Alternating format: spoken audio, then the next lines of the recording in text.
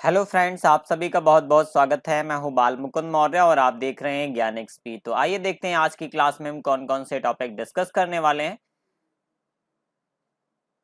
तो previous class में हमने डिस्कस किया था generation of computer, characteristics of computer, application of computer. ये टॉपिक्स हमने प्रीवियस क्लास में डिस्कस किए हैं। अगर आपने प्रीवियस क्लास का वीडियो नहीं देखा है तो आप इस वीडियो के डिस्क्रिप्शन में एक लिंक मिलेगा जहां से प्रीवियस सभी क्लासेस के वीडियोज आप देख सकते हैं। तो आइए बात कर लेते हैं आज कौन कौन से टॉपिक हम डिस्कस करने वाले हैं। तो आज काफी इंपॉर्टेंट टॉपिक हम डिस्कस करेंगे।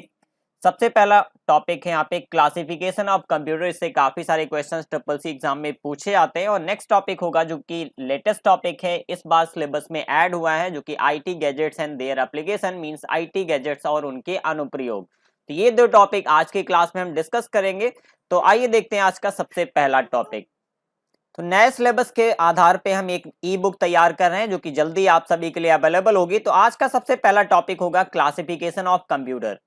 तो अगर हम क्लासिफिकेशन ऑफ कंप्यूटर की बात करें तो कंप्यूटर को तीन आधारों पे वर्गीकृत किया गया है। अनुप्रयोग के आधार पे मींस एप्लीकेशन के बेसिस पे, आकार के आधार पे मींस साइज के बेसिस पे, और उद्देश्य के आधार मींस पर्पज के बेसिस पे तीन अलग अलग क्लासिफिकेशंस में कंप्यूटर को डिवाइड किया गया। तो एक एक करके हम डिस्कस करेंगे। तो सबसे पहले यहाँ पे एक डायग्राम के थ्रू इसलिए आप समझ सकते हैं किस तरीके से कंप्यूटर का क्लासिफिकेशन किया गया।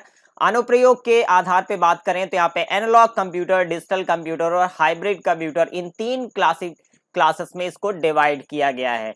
अगर हम साइज की बात करें तो कंप्यूटर को माइक्रो, मिनी, मेन फ्रेम और सुपर कंप्यूटर में डिवाइड किया गया। अगर हम पर्पज की बात करें तो कंप्यूटर को दो अलग अलग भागों में डिवाइड किया गया, जिसमें से जनरल पर्पज और स्पेशल पर्पज कंप्यूटर्स हैं। तो एक एक करके हम यहाँ पे डिस्कस करेंगे। तो सबसे पहले एप्लीकेशन के आधार पे एनालॉग, हाइब्रिड और डिजिटल, इन सभी को डिस्कस करेंगे कि क्या होते हैं। तो एनालॉग कंप्यूटर की बात करें तो एनालॉग कंप्यूटर वे कंप्यूटर्स होते हैं जो भौतिक मात्राओं मींस फिजिकल क्वांटिटी जैसे कि प्रेशर, टेम्परेचर, लेंथ, हाइट आदि को मापकर उनके परिणाम अंकों में व्यक्त करते हैं। ये कंप्यूटर किसी राशि का परिणाम तुलना के आधार पर करते हैं और इसका एग्जांपल होता है थर्मोमीटर, स्पीडोमीटर, या फिर अगर हम बेटिंग स्केल की बात करें तो ये भी एक एनालॉग कंप्यूटर का उदाहरण है।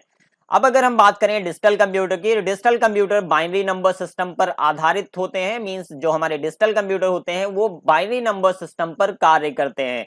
तो यहाँ पे जो हम इनपुट देते हैं, इससे जो मिलने वाला आउटपुट होता है वो बाइनरी फॉर्म में होता है।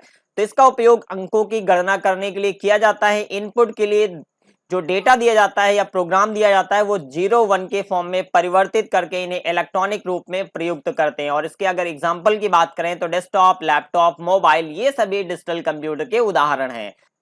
अब अगर हम बात करें हाइब्रिड कंप्यूटर की, तो हाइब्रिड कंप्यूटर एनालॉग और डिजिटल दोनों तरीके के कंप्यूटर्स को मिला के बनता है। इसके द्वारा भौतिक मात्राओं को अंकों में परिवर्तित करके उन्हें डिजिटल रूप में प्रोसेस करने का कार्य करता है। और अगर हम इसके उदाहरण की बात करें तो ईसीजी मशीन जो होती है, जिसे हम ईसीजी करते हैं, जिसका मेडिकल में उपयोग किया जाता है, डायलिसिस मशीन, ये भी एक मेडिकल का इक्विपमेंट्स होता है। तो ये सभी हाइब्रिड कंप्यूटर के उदाहरण हैं।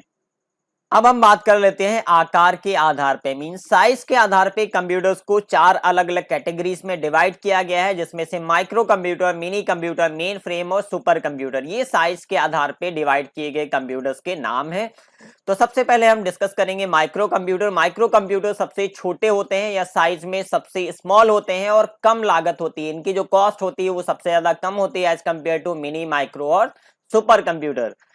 और ये सिंगल यूजर सिस्टम होते हैं। यहाँ पे ये ध्यान देने वाली बात है, जो माइक्रो कंप्यूटर होते हैं वो सभी सिंगल यूजर सिस्टम्स होते हैं। डिजिटल कंप्यूटर्स होते हैं, इनमें CPU, input unit, output unit, storage unit और सॉफ्टवेयर शामिल होते हैं। अगर हम इसके उदाहरण की बात करें तो पीसी, लैपटॉप, नोटबुक या फिर जो हमारे स्मार्टफोन होते हैं या फिर पॉल्म टॉप, ये सभी माइक्रो कंप्यूटर के उदाहरण हैं। अगला है मिनी कंप्यूटर। यहाँ पे काफी इंटरेस्टिंग टॉपिक आपको मिलेगा। जो मिनी कंप्यूटर्स होते हैं वो हमारे मल्टी यूजर सिस्टम्स होते हैं। इसमें एक साथ मैक्सिमम अप टू 250 यूजर्स एक साथ काम कर सकते हैं और इनकी कार्य करने की क्षमता माइक्रो कंप्यूटर से कई गुना ज्यादा होती है। अगर हम माइक्रो कंप्यूटर के उदाहरण की बात करें तो पीडीपी 11, जिसको हम बोलते हैं पीडीपी 11, या फिर बैक्स मिनी कंप्यूटर के उदाहरण हैं।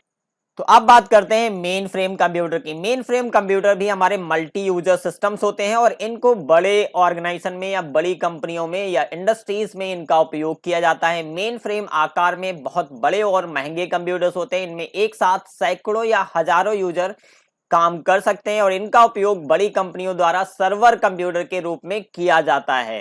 तो अगर हम इसके उदाहरण की बात करें तो यहाँ पे मेन फ्रेम कंप्यूटर में जो सबसे पहला कंप्यूटर डेवलप किया गया था वो था सिस्टम 360, जिसको IBM कंपनी ने डेवलप किया था। और इसी तरीके से और भी कई उदाहरण हैं मेन फ्रेम कंप्यूटर के, जैसे कि IBM S390, IBM S709 और इसी तरीके से ICL 39, CDC 6600, ये सभी मेन फ्रेम कंप्यूटर के उदाहरण हैं।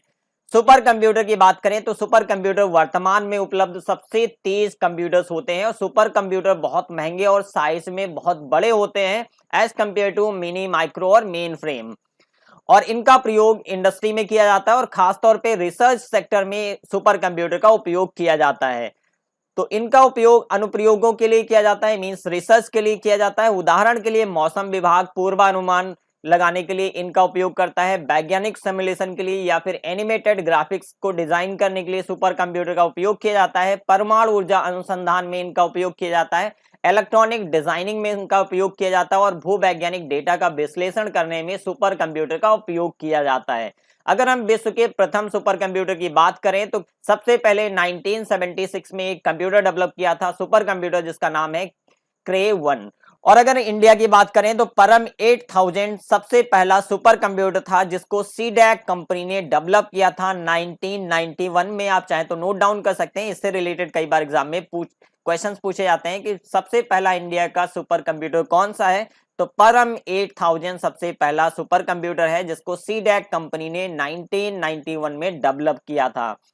और अगर इंडिया के सबसे लेटेस्ट कंप्यूटर की बात करें जो कि सुपर कंप्यूटर है जिसका नाम है परम शिवाय, इसको फरवरी 2019 में IIT BHU में एस्टेब्लिश किया गया था। इंडिया की तरफ से, इंडियन गवर्नमेंट की तरफ से एक नई स्कीम चलाई जा रही है जिसको बोलते हैं नेशनल सुपर कंप्यूटिंग मिशन। इसके तहत 70 सुपर कंप्यूटर इंडिया के अलग अलग ऑर्गेनाइजेशंस में एस्टेब्लिश किए जाने हैं, जिसके लिए 4500 करोड़ की राशि गवर्नमेंट की तरफ से अलॉट की गई है।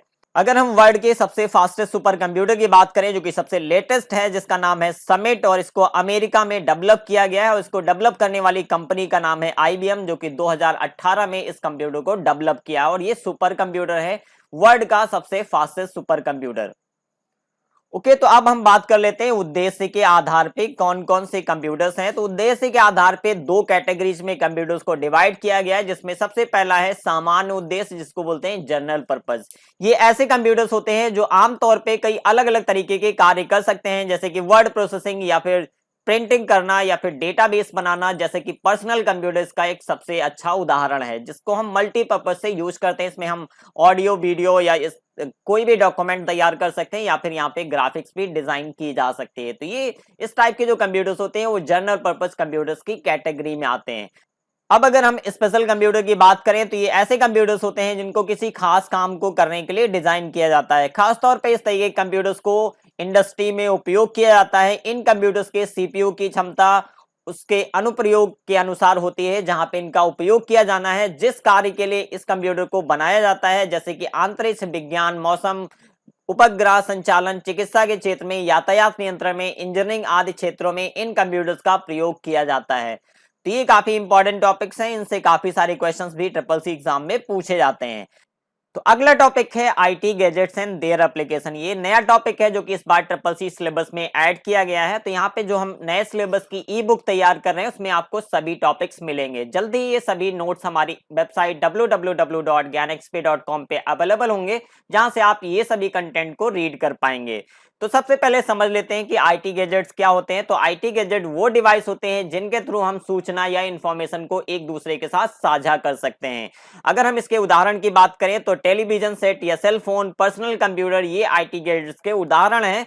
और IT गैजेट में इंटरनेट से जुड़े डिवाइस और वायरलेस तकनीक द्वारा समर्थित मोबाइल फोन शामिल हैं। इसकी परिभाषा में उपकरणों जैसे लैंडलाइन फोन, रेडियो और प्रसारण टीवी शामिल हैं। ICT डिवाइस व्यक्तियों और संगठनों जैसे कि कंपनियों, सरकारी संस्थानों या फिर शैक्षणिक प्रतिष्ठानों के लिए विशेष रूप से डिजाइन किए गए अनुप्रयोगों के माध्यम से डिजिटल दुनिया में एक दूसरे के साथ संवाद करने की अनुमति देते हैं।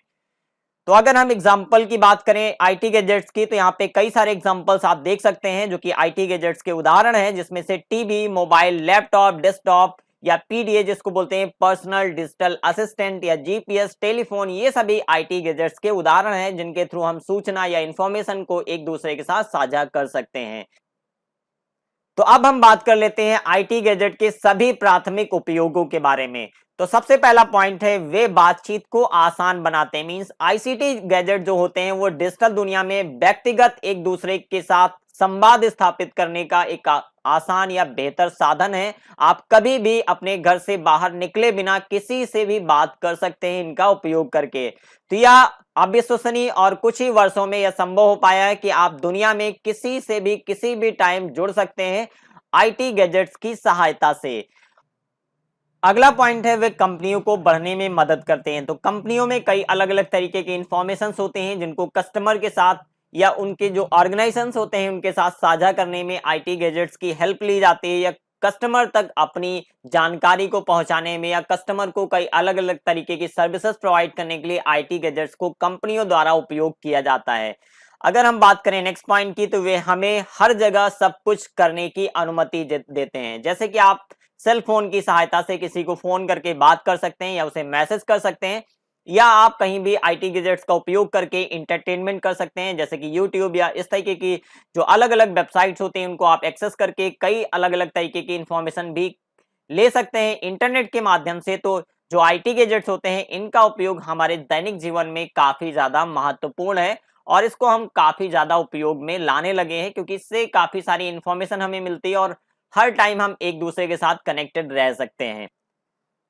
तो अगला पॉइंट है, वे हमारी प्रभावशीलता को बढ़ाते थे। अगर हम आईटी गैजेट से पहले की बात करें जब इनका उपयोग नहीं किया जाता था, उस टाइम पे किसी पत्र या संदेश को किसी के एड्रेस पे भेजना हो तो उसमें कई दिन या कई सप्ताह का टाइम लग सकता था। लेकिन आज की डेट में हम आईटी गैजेट के उपयोग से किसी को मैसेज या कोई भी संदेश इमीडिएट टेक्स्ट के फॉर्म में या ईमेल के फॉर्म में उसे तुरंत भेज सकते हैं, और ये सब संभव होता है आईटी गैजेट की हेल्प से। अगर हमें कुछ जानकारी चाहिए किसी पार्टिकुलर टॉपिक पे, तो इससे पहले जब आईटी गैजेट्स का उपयोग नहीं किया जाता था, उस टाइम पे हमें किसी भी टॉपिक पे कोई भी जानकारी इकट्ठा करने के लिए हमें लाइब्रेरी की हेल्प लेनी पड़ती थी, कई अलग अलग बुक्स को पढ़ना पड़ता था। लेकिन आज की डेट में अगर हम किसी भी टॉपिक पे कोई भी जानकारी हासिल करना चाहते हैं तो सिंपल हम जाते हैं इंटरनेट पे और किसी भी टॉपिक पे ढेर सारी जानकारी इकट्ठा कर सकते हैं या वहां से वो जानकारियां ले सकते हैं। तो ये बेनिफिट होता है आईटी गैजेट का। तो अगला पॉइंट है, वे जगह को बचाने में मदद करते हैं। तो प्रत्येक नया सेलफोन पिछले सेलफोन की तुलना में छोटा हो रहा है। टीवी सेट की बात करें तो ये काफी पतले होते जा रहे हैं, और लैपटॉप की बात करें तो ये भी काफी छोटा साइज में होता जा रहा है, जिससे स्पेस या जगह की बचत होती है। जैसा कि अधिकांश लोगों के पास रहने के लिए सीमित स्थान है, तो यह बहुत सराहनीय पहलू है कि आईटी गैजेट्स को छोटा किया जा रहा है और इनकी कंप्यूटिंग कैपेबिलिटी को इनहेंस किया जाता है। साइज छोटा होने के साथ साथ इनकी जो कंप्यूटिंग कैपेबिलिटी है उनको भी इनहेंस किया जा रहा है।